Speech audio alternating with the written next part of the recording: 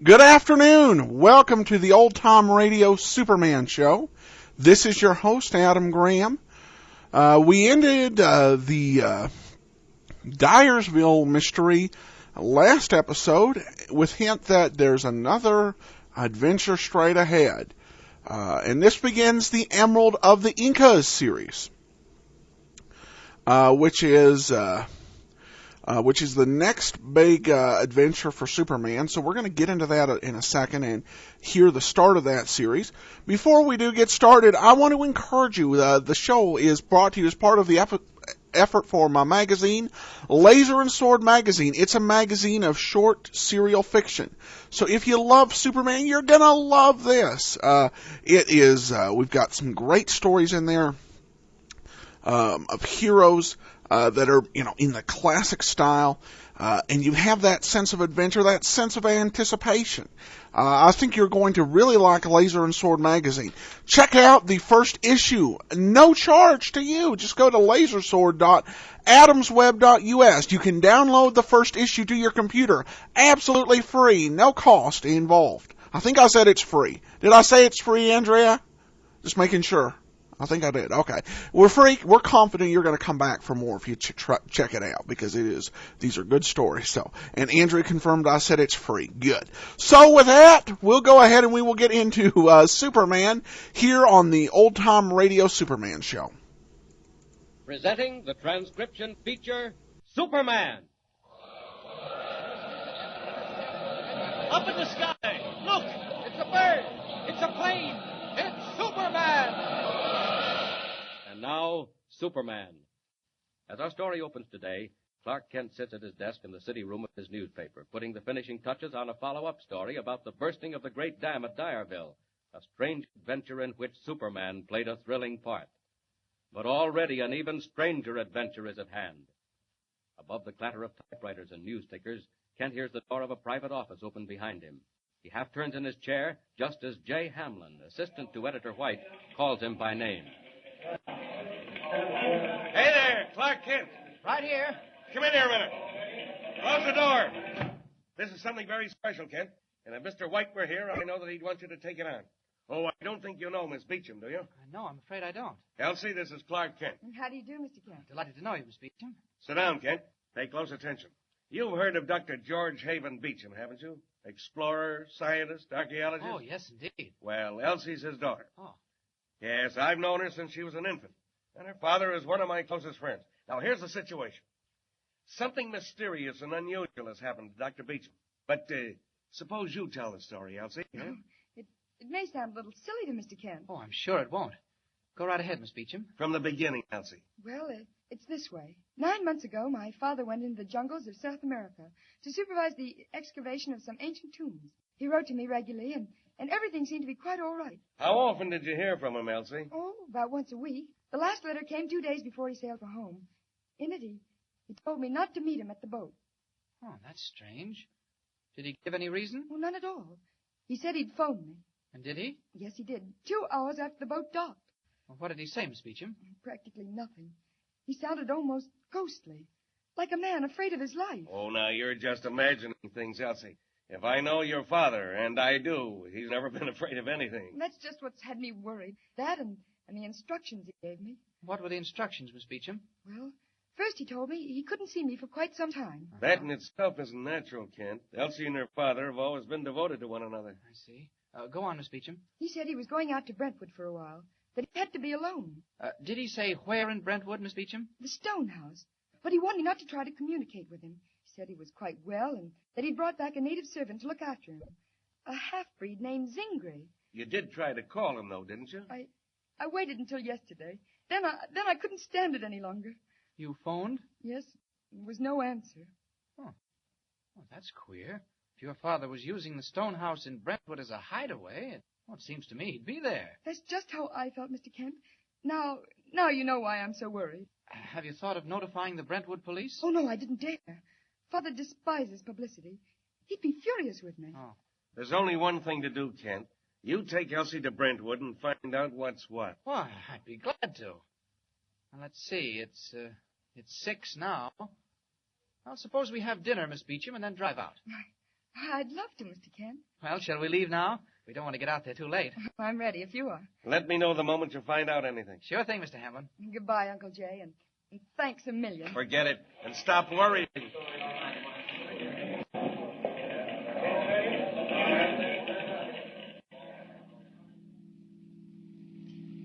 Oh, goodness. What a dreary-looking place. Is this Brentwood, Mr. Kent? This is Brentwood, all right, Miss Beecham. And I think that's Stonehouse, back of those trees and behind that iron fence. Well, if Dad's there, he certainly doesn't want callers. Why, it looks completely closed up. Yes, not a light anywhere. Oh, say, I guess we passed the gate. The gate? You know, leading into the grounds. Oh. Well, what are you getting out for? Where are you going, Mr. Kent? Well, I just thought I'd run back and see if the gates are open. Wait here a minute, will you? Well, don't leave me alone here too long, Mr. Kent. Don't worry, Miss Beecham. I'll be right back. I hope she doesn't try to follow me. Something about the look of this fence and gate I don't quite like. It's too carefully hidden away back of the shrubbery. Purposely hidden. I wonder why. Ah, here we are. Now, I wonder if I can get through the fence or over it or... Oh!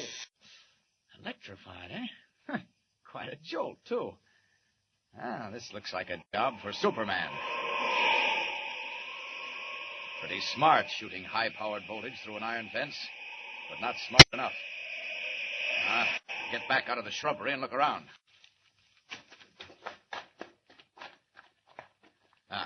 Here's the gate. That's probably electrified, too. Well, I'll just kick it in and drive the car right through. Nothing like arriving in style. Here goes. Hey, whoever built this gate certainly did want privacy. Well, he won't have it long. There, that does it. Now, back to Miss Beecham as Clark Kent.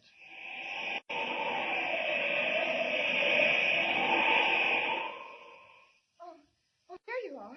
Is everything all right? I can't say just yet, but things are certainly opening up. Let's turn the car around and see what's going on at that house, eh? Well, what are we going to do? Drive right in? Sure, why not? Well, it doesn't seem exactly as though we're wanted, Mr. Kent. We'll find out soon enough. Here's the entrance. Why, those gates. Did you say you just opened them? More or less. Why? They look like they were blown in a hurricane. Well, they were old and rusty, Miss Beecham. They just fell apart. Well, what are you stopping here on the driveway for? And why are you switching off the lights? Now, look here, Miss Beecham. I'm going to tell you quite frankly that we may run into trouble. Oh, Mr. Kent, what do you mean? Now, please, don't get hysterical. I won't, but... Miss Beecham, I want to go up to that house and have a look around before they know we're here. Mr. Kent, do you think anything's happened to my father? Now, Miss Beecham, honestly, I don't think anything, not yet. Then why all the secrecy? Why are you leaving me here and going to the house yourself? Oh, you must know more than you're telling me. Oh, believe me, I don't. It's just that your father and whoever else is with him in the house seem to want privacy, and they've tried to make sure of it. For some unknown reason, that privacy is vitally important to them. Oh, let me come with you. No, now, please. You just stay here and watch the car. And if you see anything, or want me for anything, blow the horn. Oh, Mr. Kent, I'm afraid. I don't like it here. The awful silence, the darkness. No, there's nothing to be afraid of. You just sit tight while I investigate. But where will you be? Not too far away. Remember now, if anything happens, just blow that horn and keep blowing. All right, Mr. Kent. But please hurry. Please hurry. Poor kid. She's frightened stiff. And little wonder. I don't like to leave her alone, but she can't be around when Superman's doing his stuff. And it looks like he has to. Well, I'll just climb up the side of Stonehouse a little way and see what's doing.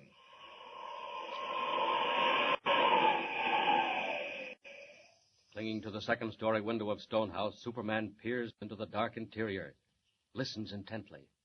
A door slams, and suddenly the night is stabbed by the wild blowing of the auto horn and the weird baying of hounds. What's that? Somebody's blowing the horn. Elsie must be in trouble. All right, Miss Beecham, I'm coming. Help! Help me, Mr. Kent! She's being attacked by huge masters. Get down! Get down, you beast! Help! Miss Beecham, Help! I'm coming. Help! Get me out! The dogs! They're climbing through the windows! Help, Mr. Kent! Stay in the car, Miss Beecham. Don't get out. I'll take care of them. They're coming in, Mr. Kent! Save me!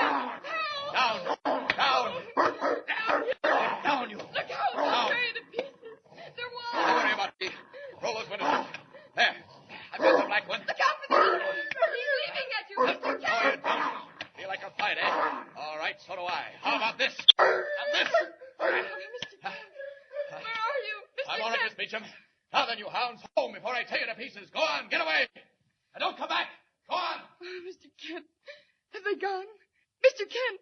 Coming right back, Miss Beecham. And they've gone, Miss Beecham. You can come out of the car if you like.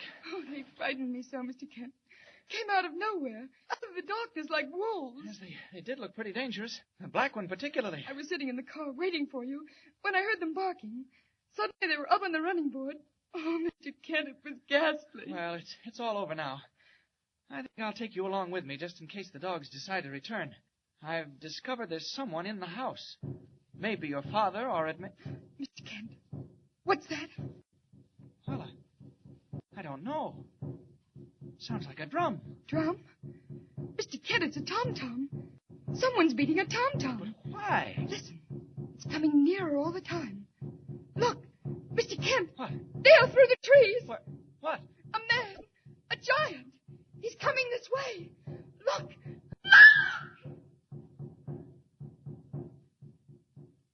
What is it that Elsie Beecham has seen bearing down on them? Man or monster?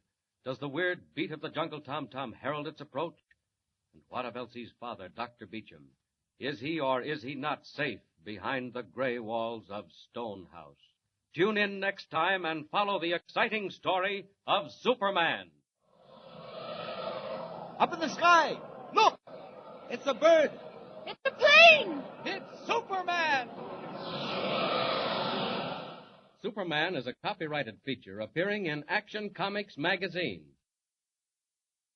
All right, welcome back. That was a shorter episode. This one actually was 10 minutes, and not a whole lot happened. They go to the house, and there's an electric fence, and then there are dogs, and then what is it that she's saying? You'll love the way they build up the suspense, and we're going to find out next time what's going to happen here. This was a very interesting way to begin a series. So, Andre says that nothing happens. Well, I suppose we could play the second episode, but it does kind of make you wonder what is going to happen, and something will happen next time. I'm almost sure of that. But when you're dealing with what amounted to that, this was the length of this program was 10 minutes and 22 seconds. You don't have a whole lot of time to develop things, so you set up a situation, and then we're going to see something happen next time. In part 2 of the Emerald of the Incas. In the meantime, go to lasersword.adamsweb.us, download your free copy of Laser and Sword magazine. Please feel free to email your comments, questions, and concerns to adam@adamsweb.us. Please cast your vote for us on Podcast Alley, podcastalley.com. Just search for Superman and Old Time Radio Superman, and we come up as the top result. For now, I thank everybody so much for listening. This is Adam Graham signing off.